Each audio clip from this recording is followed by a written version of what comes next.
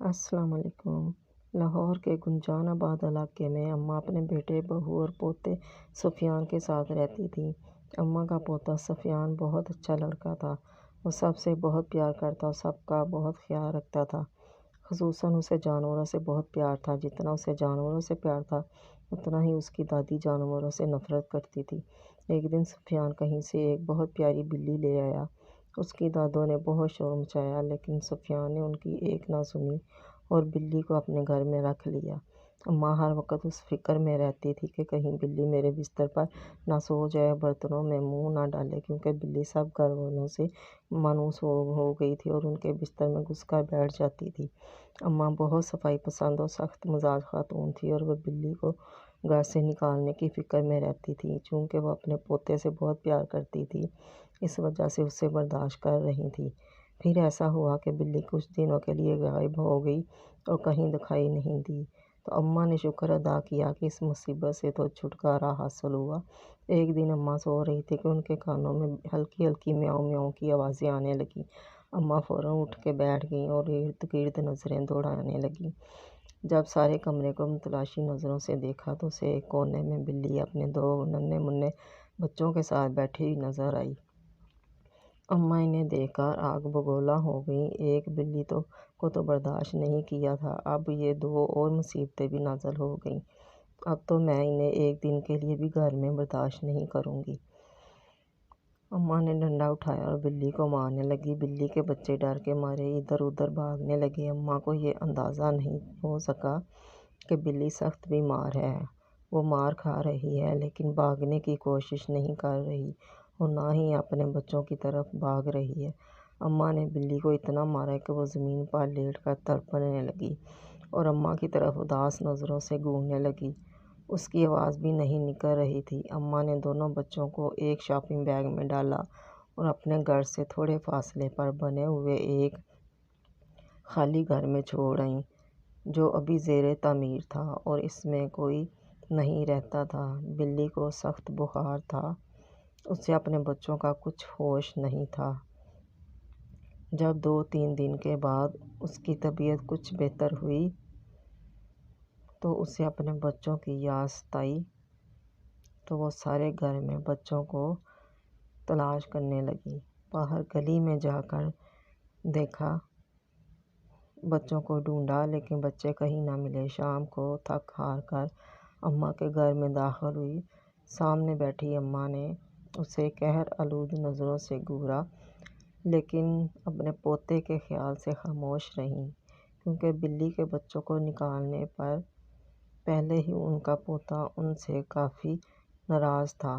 بلی اماں کو سوالیوں نظروں سے دیکھتی کہ میرے بچے کہاں ہیں، لیکن اماں بھی نہ جانے کس مٹی کی بنی ہوئی تھی کہ انہیں بلی پر ذرا سا بھی ترس نہ آیا۔ بلی کو بچوں کی بہت یاد ستاتی تو وہ زور زور سے میاؤں میاؤں کرنے لگتی۔ اماں نے ایک بار پھر ڈنڈا اٹھایا اور بلی کو مارنا شروع کر دیا۔ سفیان نے جب یہ دیکھا تو اس سے برداشت نہیں ہوا۔ اس نے دادی کے ہاتھ سے ڈنڈا چھین لیا اور کہنے لگا، دادو کچھ تو خدا کا خوف کریں، ایک تو اس کے بچوں کو اس سے دور کر دیا، دوسرا اسے بھی یہاں نہیں رہنے دیتی۔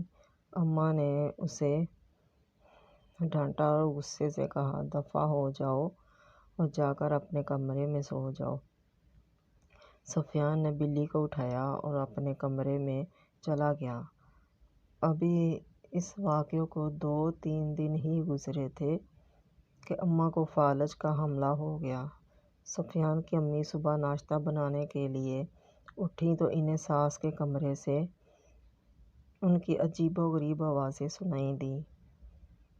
وہ بھاگ کر ان کے کمرے میں گئیں تو دیکھا کہ اماں ٹیڑھی میڑھی زمین پر پڑی ہیں۔ ان کی ایک سائیڈ مفلوج ہو چکی تھی، بار بار سر اوپر اٹھا رہی تھیں لیکن اٹھ نہیں سکتی تھیں۔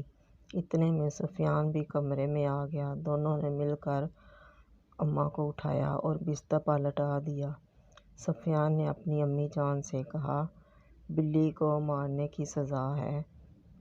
سفیان کی امی کہنے لگی، چھوڑو ان باتوں کو، پہلے ڈاکٹر کو بلاؤ۔ جب اماں نے پوتے کے منہ سے یہ الفاظ سنے تو ان کی آنکھوں میں آنسو آ گئے اور انہیں شدت سے اپنی غلطی کا احساس ہوا۔ وہ رونے لگی اور دل ہی دل میں اللہ تعالیٰ سے معافی مانگنے لگی۔ اللہ کی لاٹھی بے آواز ہے، انہوں نے بلی کے بچوں کو بلی سے جدا کیا اور اللہ تعالیٰ نے انہیں ایک ٹانگ اور ایک بازو سے محروم کر دیا۔